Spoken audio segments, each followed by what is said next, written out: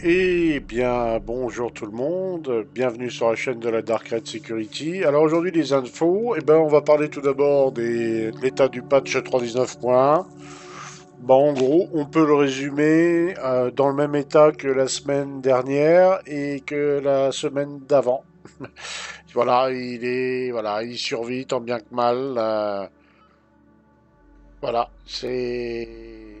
pour l'instant c'est pas évident, mais on fait avec. On fait avec. Ensuite, les nouveautés, c'est que depuis aujourd'hui, la Free Fly est donc disponible. Donc on a 8 vaisseaux. On a par exemple le 600i, le Arrow, le Constellation Andromeda, le Corsair, oui, le Cutter, le Redeemer, le Terrapin. Votez pour le Terrapin au Ship Showdown. Oui, votez pour le Terrapin. Vous êtes en mon pouvoir, vous êtes obligé, vous vous sentez obligé de voter pour le Terrapin. Non, c'est un mauvais délire, hein. Bien que je l'ai moi-même dans mon hangar, je serais content d'avoir un petit skin, mais il y a un gros délire avec le Terrapin, un peu dans le même style que le MPV Argo. Donc oui, c'est marrant. Après, il y a le Vulture. Et donc voilà, tous les vaisseaux disponibles pour la Free Fly jusqu'au 7. Et après le 7, si vous voulez passer à un autre niveau, il faudra vous inscrire avec un starter pack. Là, j'ai pas vu à part le cutter qui était en starter pack abordable. Y a rien, il n'y a pas de starter pack dans tout ce qui est proposé. Ah si, l'Andromeda, mais il est hors de prix, il est à 200, 250, je crois. Le Arrow, oui peut-être, mais bon, on fait pas grand-chose avec un Arrow à part combattre. Le Vulture, je crois pas qu'il soit dans les starter packs, j'ai pas vérifié d'ailleurs. Et le Terrapin, enfin non, il y a rien, hein, à part le Cutter. Enfin bref. Alors, donc ça, c'est pour l'actualité, on va dire, plus ou moins récente. Dans l'Inside, le dernier Inside, ils ont montré qu'ils allaient retravailler sur les sonorités des armes, des vaisseaux, l'intérieur, les sons à l'intérieur des vaisseaux. C'est sympathique, mais c'est pas folichon, voilà. Intéressant, mais sans plus. Au niveau de la PTU, on a regardé un petit peu les master modes. Je vous cacherai pas que je fais une fixette sur les master modes. Et pour l'instant, c'est difficile de se faire une idée parce que il y a une partie de la fonctionnalité qui est buggée. On voit à peu près dans les grandes lignes ce qui va se dessiner. Personnellement, ça me dérange pas de ce que je vois. C'est pas dérangeant ce qu'ils vont faire. C'est même plutôt intéressant. Euh, c'est difficile de se faire une opinion parce qu'une partie du gameplay est buggée, enfin de la fonctionnalité est buggée. Donc compliqué, compliqué, très compliqué. Très très compliqué. Donc à voir, à voir. Alors ensuite, on va attaquer un autre morceau qui est les rumeurs.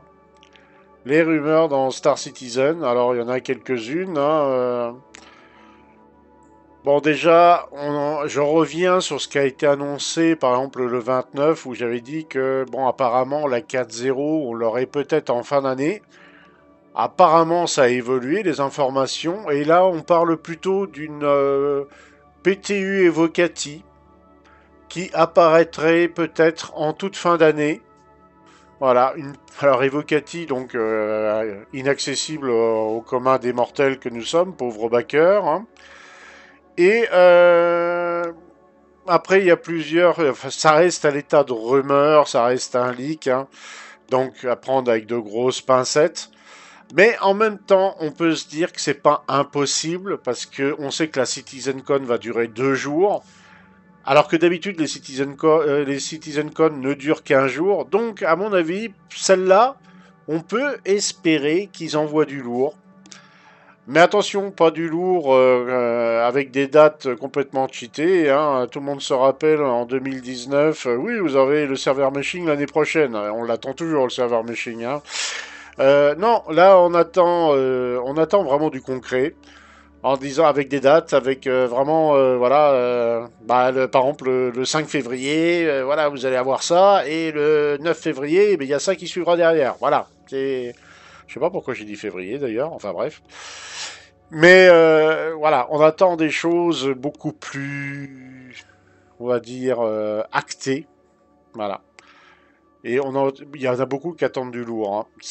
Faut pas que, alors, c'est la première fois que je vais dire ça, mais à cette CitizenCon, faut vraiment pas qu'ils se trompent ou qu'ils racontent du blabla et des conneries, parce que là, je pense que ça va pas du tout passer cette année, hein. Je pense que là, CIJ a intérêt à marcher sur des œufs parce que je vois les réactions des gens.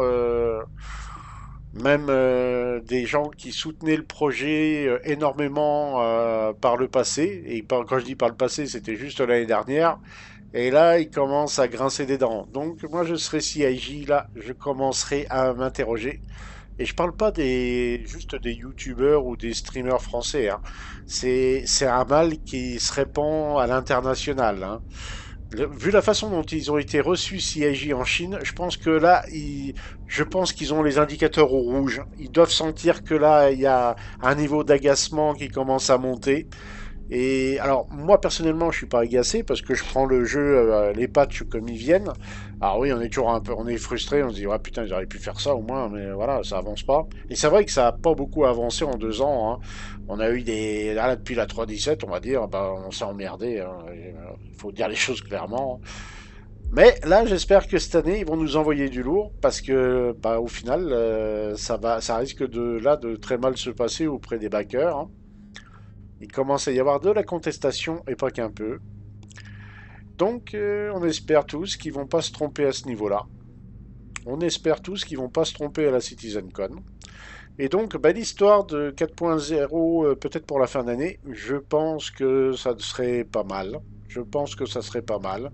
Et en autre spéculation, eh bien, d'avoir des nouvelles de Squadron 42. Parce que Squadron 42, ben, on va pas s'en cacher, il y en a beaucoup qui s'en foutent maintenant, hein. Les premiers backers s'en foutaient pas, mais les backers actuels, ils s'en foutent royalement de Squadron 42. Bah, si le jeu se présente, ils y joueront, mais voilà, c'est sans plus, quoi. Pour eux, c'est un triple A sans plus, on va dire. Et encore, on sait même pas si c'est un triple A au final. On espère qu'il fera mieux. Et puis il faut pas oublier qu'il y a Starfield qui vient de sortir et les retours pour l'instant semblent plutôt bons. Donc personnellement je joue pas à Starfield parce que c'est pas un jeu qui m'intéresse. Mais les premiers retours, j'ai regardé ça quand même d'un œil et les premiers retours sont pas dégueulasses. D'ailleurs une actualité très importante que je profite de communiquer. Et oui, elle est très très importante celle-là. Ne- Personne ne pourra dire qu'Asphalon n'était pas à Port-Rollissard. La preuve en est. Asphalon est bien à Port-Rollissard et Asphalon a bien connu Port-Rollissard. Je tenais à mettre en avant ce fait. Voilà. Asphalon, si tu m'écoutes, on a la preuve que tu étais à Port-Rollissard. Autrement, bon, au niveau des actus, il n'y a pas grand-chose d'autre à dire en plus. Voilà, je vous souhaite à tous une bonne journée ou une bonne soirée. Et je vous souhaite une patience. La 3.20, avec un peu de chance, on peut l'espérer pour la fin septembre, peut-être. En ce moment, ils corrigent pas mal de bugs. Il y a beaucoup de bugs. Pas mal, ils ont résolu pas mal de crash clients. Un petit peu moins de crash serveur. C'est marrant parce que dans les streams que je regarde, c'est beaucoup plus les crash serveurs qui interviennent. Donc ils ont encore du boulot, hein. Ça va pas se faire comme ça. Voilà, voilà, voilà. Allez, à ciao ciao tout le monde.